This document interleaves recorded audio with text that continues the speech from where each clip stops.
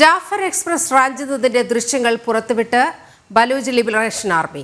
പാക് സൈന്യത്തിന് നേരെ നടത്തിയ ആക്രമണത്തിൽ വൻ നാശനഷ്ടവും ഉണ്ടായതായി BLA വ്യക്തമാക്കി. 30 മിനിറ്റ് ദൈർഘ്യമുള്ള ദൃശ്യങ്ങളാണ് പുറത്തുവിട്ടിരിക്കുന്നത്. വിവരങ്ങളുമായി ഐസൺ ജോസ് ചേരുന്നുണ്ട്. ഐസൺ, വളരെ ഞെട്ടിപ്പിക്കുന്ന ഒരു സംഭവമായിരുന്നു ഈ ജാഫർ എക്സ്പ്രസ് റാഞ്ചുന്ന ആ വാർത്ത എന്ന് പറയുന്നത്. അത് റാഞ്ചലിന്റെ ദൃശ്യങ്ങളാണ് ഇപ്പോൾ ബലൂച്ച് ലിബറേഷൻ ആർമി പുറത്തുവിട്ടിരിക്കുന്നത്.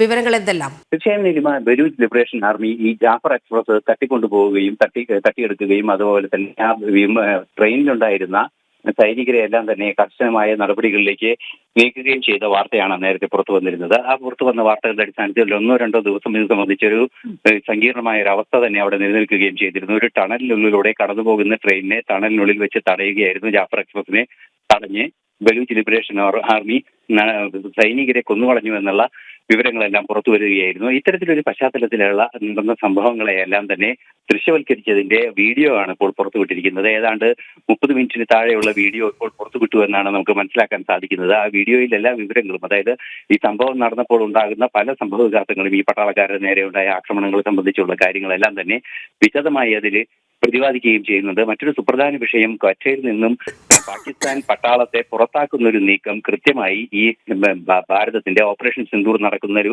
സാഹചര്യത്തിൽ ഉണ്ടാവുകയും ചെയ്തിരുന്നു. ഈ ഒരു പശ്ചാത്തലത്തിൽ കൂടിയാണ് ഈ വീഡിയോ പുറത്തു വന്നിരിക്കുന്നത് എന്നത് ഏറെ പ്രാധാന്യത്തോടെ തന്നെ വീക്ഷിക്കേണ്ടതുണ്ട്. ശരി, ഐസനാണ് വളരെ പ്രധാനപ്പെട്ട ഈ വാർത്തയുടെ വിവരങ്ങൾ പങ്കുവച്ചത്.